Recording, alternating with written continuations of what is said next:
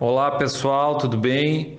Aqui é o Dr. Charles Guener, sou médico aqui do canal Médico Vegano. Hoje eu tenho a honra e o privilégio de receber o Dr. André Peçanha, cardiologista do Rio de Janeiro, que tem como um dos enfoques do seu trabalho a reversão da doença cardíaca através da modificação do estilo de vida, principalmente através de uma alimentação vegana com baixa gordura.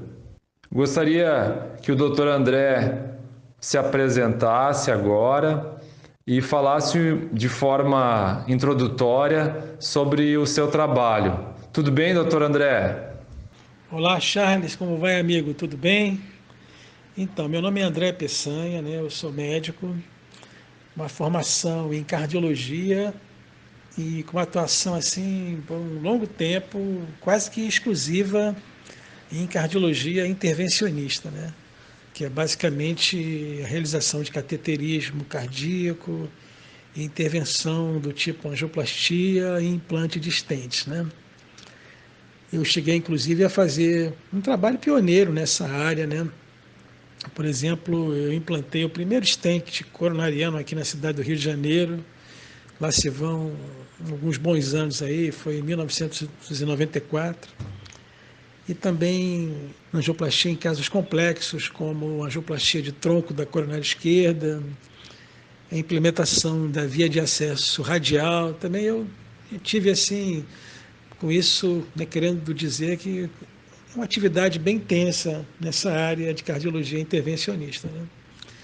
Mas assim, de algum tempo para cá eu tenho realizado assim que a verdadeira atuação nas causas dessa doença coronariana, né, que é a principal causa, é a causa número um de morte no mundo ocidental industrializado, né,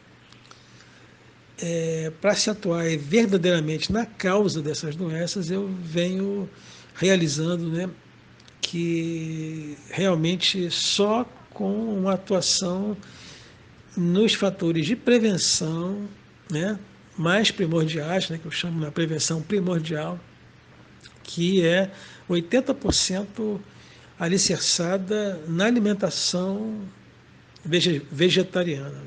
Alimentação vegetariana estrita, ou do tipo vegana, e que eu chamo de baixo teor de gordura, né? Uma alimentação que tenha no máximo 10% de teor de lipídio ou gordura, e a parte mais importante, 80%, os carboidratos integrais. E não se preocupando tanto com o teor de proteína, que deve ficar também na ordem de 10%, e proteínas de origem vegetal. Então, basicamente, o meu trabalho hoje deixou de ser tão assim agressivo no aspecto de ser uma abordagem puramente mecânica, né, e local, para uma doença que verdadeiramente é sistêmica, do todo o sistema arterial e metabólica, né? Não, não é uma doença que tenha a sua causa puramente mecânica, né? Uma alteração de origem metabólica e que atinge todo o sistema arterial, e dessa forma deve ter uma atuação também nessa mesma linha, né? Em se mudando o aspecto metabólico dos pacientes e tendo uma abordagem mais sistêmica, né? Dessa maneira, então, eu venho seguindo aí, me alinhando, né, com alguns autores, basicamente americanos, né, em sua maioria, alguns oriundos da Califórnia, né, como o Dr. Dean Ornish, Dr. Esselstyn, Neil Barnard, médicos que estão aí pioneiros, né, nessa abordagem tão simples, ao mesmo tempo tão tradicional, que é a medicina do estilo de vida, né? Doutor André, para quais doenças cardíacas é útil essa abordagem com a dieta vegetariana de baixa gordura? Então, Charles, eu uso proposta, né, de intervenção, quer dizer, eu uso esse programa que eu chamo de prevenção e reversão de doenças crônicas, né, no que tange assim as doenças, o fenômeno da aterosclerose, né, que é o acúmulo e formação de placas, né, com obstrução arterial nas artérias do coração, chamadas coronárias, né? Então, assim, eu tenho uma visão, talvez por ter feito muitos anos, né, essa cardiologia intervencionista, ter visto essa doença por dentro, assim, né? E também baseado em alguns trabalhos científicos modernos, né, que mostram a prevalência absurda desse padrão de aterosclerose, mesmo que subclínica, quer dizer, mesmo sem manifestação clínica ainda. Então, em verdade, eu vejo assim que a população, as pessoas, né, com alimentação onívora, ou seja, comendo de tudo, né, especialmente gordura de origem animal, eu vejo assim que a maioria absoluta já tem essa doença, né? Então tem um grupo que a gente já tem conhecido, né, através de exames ou de algum tipo de comprovação ou até de eventos clínicos que já tenham ocorrido, né, com infarto ou derrame, esse tipo de coisa. Esse é um grupo de pacientes, né, que já tem a manifestação da doença aterosclerótica conhecida, né, e tem um grupo de doença ou de pacientes ou de doentes que apresentam no seu aspecto subclínico. Quer dizer, antes de qualquer maneira, eu coloco essa alimentação baseada em plantas, né, chamam plant-based, com baixo teor de gordura, até 10%, como uma alternativa de intervenção terapêutica mesmo, né? Basicamente na doença das artérias coronárias, ou doença arterial coronariana. E também nos grupos em que essa possibilidade é maior, ou seja, com fatores de risco, com doenças crônicas predisponentes à doença coronariana, que seriam basicamente a hipertensão e o diabetes, né? Então são grupos de pacientes que eu vejo assim com a maior propriedade, sejam aqueles que já tenham desenvolvido a doença na sua forma clínica, ou seja, que tenham tido um infarto ou um derrame, ou aqueles que têm uma propensão maior, são os hipertensos e diabéticos. A hipertensão é uma doença que afeta aproximadamente 25% da população brasileira adulta. É uma doença muito comum e é uma doença potencialmente fatal. De acordo com pesquisas, a pressão alta é responsável por 7 milhões de mortes no mundo todo por ano. Doutor André, o que você acha que essa alimentação plant-based com pouca gordura, ela é capaz de reverter essa doença? Ela é capaz de reverter a hipertensão? Sim, Charles, com certeza é. Eu tenho visto que a maioria dos casos de hipertensão ficam naqueles graus assim de hipertensão leve a moderada, né? Esse tipo de hipertensão é bem ligada a hábitos, né, ao estilo de vida, principalmente hábitos alimentares, né?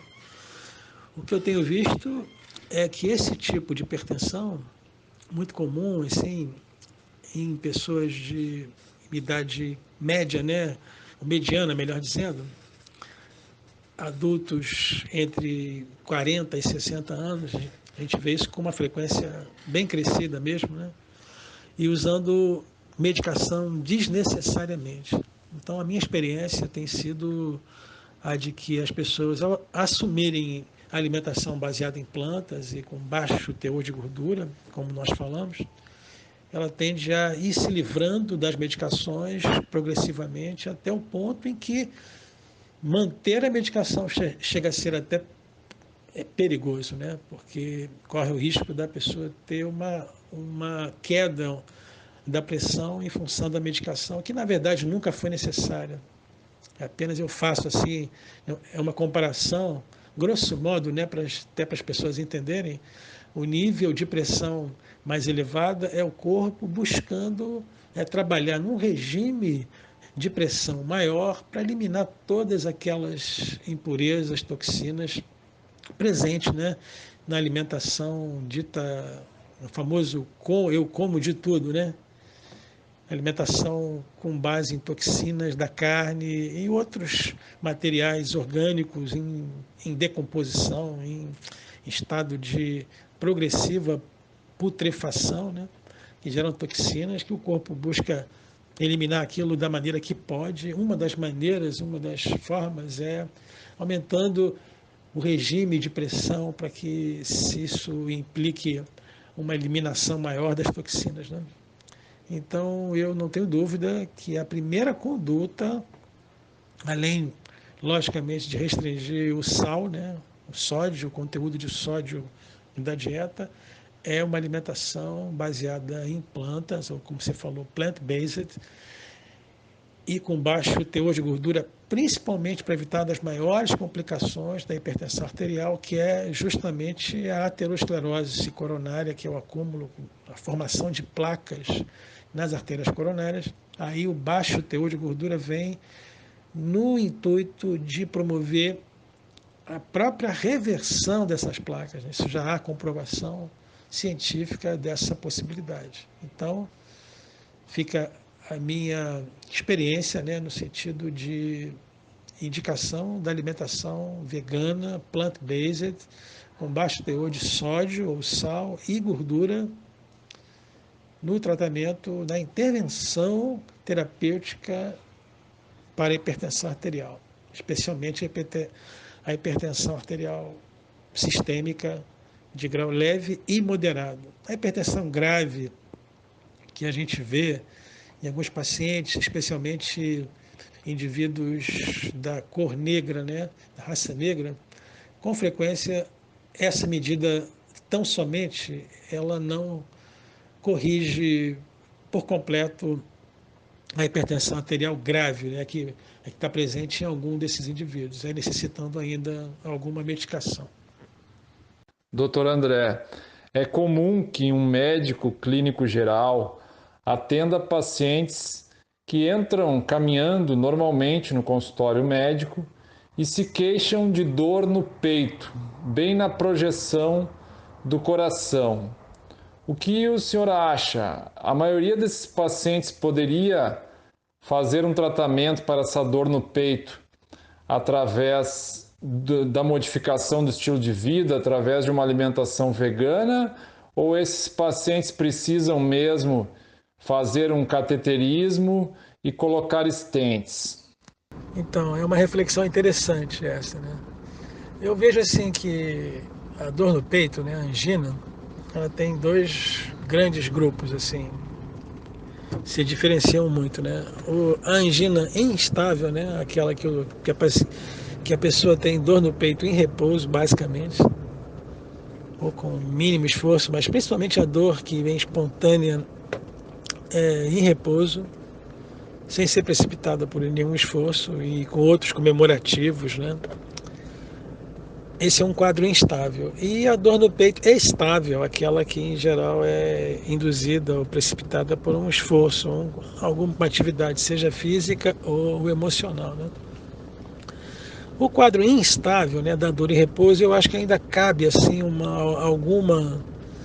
alguma postura intervencionista, porque nesses casos pode ser até que seja um infarto, né, um ataque cardíaco, como se diz, ou quando não, uma angina instável, né? Mas aí, naquela que não melhora, né, com medicação, que pode ser que seja necessária uma intervenção, uma angioplastia para se abrir a artéria. Mas aí vai muito o critério do médico. Eu vejo que um bom clínico tem essa condição, que tem muitos quadros de dor em repouso que não são nem angina, que a pessoa não tem nada. Agora, isso é menos de 20% dos quadros, eu diria 10%, no máximo, 5% até. Mais de 80% dos casos que de angina real, quer dizer, que a pessoa tem obstrução, é doença crônica estável, ou seja, obstrução nas artérias coronárias, mas de evolução lenta, em que a placa não se rompeu, né? Ou seja, a dor é precipitada só numa condição de demanda maior de oxigênio pelo músculo cardíaco, que em geral é o esforço ou o estresse emocional menos frequentemente, que a dor vem. Nessa condição, eu vejo que, na verdade, o único tratamento que comprovadamente reverte a doença, ou seja, diminui o volume dessas placas, é a abordagem terapêutica com mudança de estilo de vida, principalmente alimentação vegetariana estrita, né, vegana. Isso aí, e com baixo teor de gordura. Então eu vejo que um clínico tem essa perfeita condição de diagnosticar esses quadros de angina estável, de aterosclerose coronariana, e conduzir o único tratamento que realmente atua na causa da doença, ou seja, que promove a reversão das placas, que é a alimentação vegana e com baixo teor de gordura. Todos os procedimentos, seja angioplastia, implante de stent, seja o próprio bypass, a cirurgia safena ou de mamária, eles apenas abordam os efeitos, as consequências da doença, né? Esquecendo as placas lá onde elas estão e com uma frequência razoável piorando a situação dos pacientes, né? Seja, por exemplo, quando o cirurgião coloca uma ponte de safena, ele passa por sobre, né? Ele bypassa as obstruções nas artérias nativas, faz com que o fluxo por essas artérias diminua ao longo do tempo, fazendo que, inclusive, o grau de obstrução piore nessas artérias nativas. E depois, quando as veias safenas ou até as mamárias em menor grau começam a claudicar, a pessoa não conta mais com as suas artérias nativas. Isso é uma coisa que a gente vê com alguma frequência, né? E da mesma forma, um procedimento do tipo angioplastia, que se comprime aquele material de placa contra a parede, às vezes até rompe a placa, até explode de uma certa forma naquela artéria quando a placa é mais rígida, quando tem um componente de cálcio maior, né? E depois se coloca um stent, que também tem uma série de consequências, já, às vezes não são as melhores, além de não se atuar na causa real, que é metabólica da doença, está se imprimindo ali uma agressão mecânica, né, que implica com alguma frequência até 30%, 40% o retorno da obstrução em 6 meses, 1 ano, às vezes até menos, complicações do próprio procedimento. Então, eu vejo, Charles, que essa abordagem assim simples, né, como tudo que é bom deve primar pela simplicidade, de um bom médico clínico, com toda a calma e paciência ali, com empatia, né, com compaixão pela pessoa que está ali sentada na sua frente, indicar o melhor, plena condição disso. Não precisa ser cardiologista, não precisa ser muito menos um intervencionista ou um cirurgião, para dizer aquilo que, na verdade, todos deveriam saber, né? Não coma gordura saturada de origem animal, que isso é que está entupindo as artérias. É isso? E mais do que uma prevenção, esse médico vai estar fazendo ali uma intervenção médica mesmo, na sua base assim, mais importante, que é a nível de aconselhamento e mudança da causa que proporcionou aquela doença estar ali naquele estágio, né? Doutor André, nesses casos de angina instável, nesses casos em que a dor só aparece quando o paciente faz algum esforço, você costuma utilizar as estatinas e o ácido acetilsalicílico para a abordagem terapêutica deste paciente? Ou você apenas usa a abordagem alimentar nesses casos? Então, Charles, nos pacientes com aterosclerose coronária ou doença arterial coronária estável, como você quadrou, estável, dor somente aos esforços, ou a maioria deles até com essa intervenção de alimentação plant-based, ficam assintomáticos, né? A maioria fica assintomática.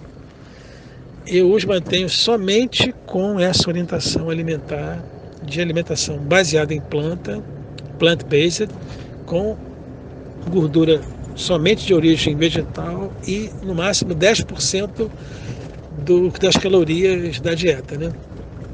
Então, é o padrão de alimentação vegana e low fat, que eu chamo, ou plant-based, né? Nesses pacientes eu só uso a estatina, e mesmo assim em dose baixa, tipo atorvastatina 10 miligramas no máximo, quando não consigo, o que não é comum, né? Em geral é por falha na dieta do paciente, mas quando ele chega a nível de 150 de colesterol total e LDL de 70 ou menos, né? Com alimentação vegana, absolutamente não é necessário estatina e nem aspirina. Eu reservo a aspirina para doentes mais graves que não tenham ficado assintomáticos por completo ou que tenham no histórico pessoal assim um evento mais importante de infarto ou AVE isquêmica, alguma coisa assim.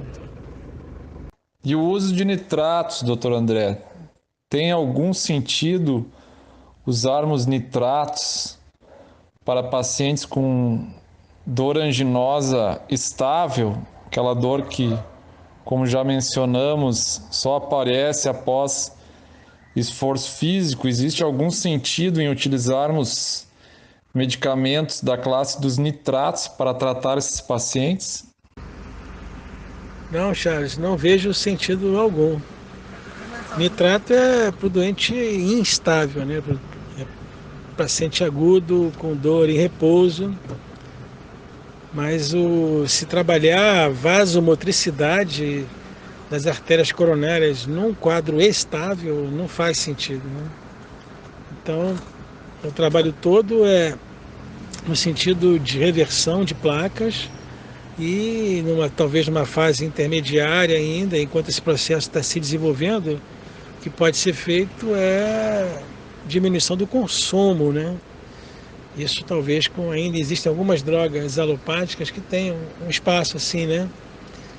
No paciente estável, né? No anginoso crônico, que é o beta-bloqueador. Isso aí eu vejo que ainda tem algum espaço. Pode ser que alguns pacientes, especialmente hipertensos, ainda mantenham esse medicamento, né? Mas, via de regra, o que a gente vê é uma grande estabilização, um tempo curto, às vezes com 2 semanas, 14 dias, a gente vê o paciente estabilizar, sem dor, e falando de pacientes graves, né? Pacientes que não podiam caminhar 50 metros com dor limitante. Isso aí, se você vê, a gente vê reversão desse quadro clínico, se tornando assintomático, livre de sintomas, às vezes sem medicação nenhuma.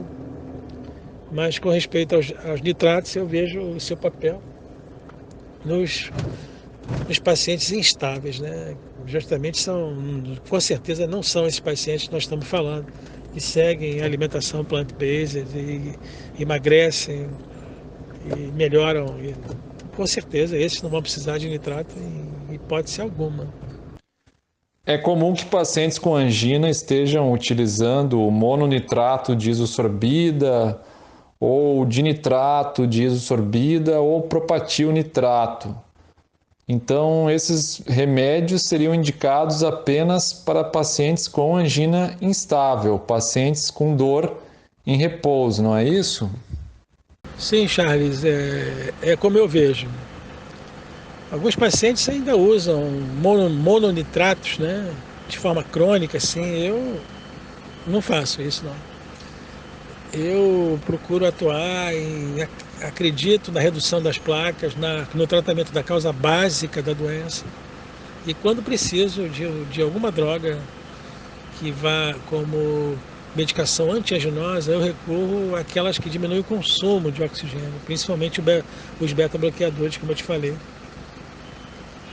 E reservo os vasodilatadores coronários para os quadros agudos,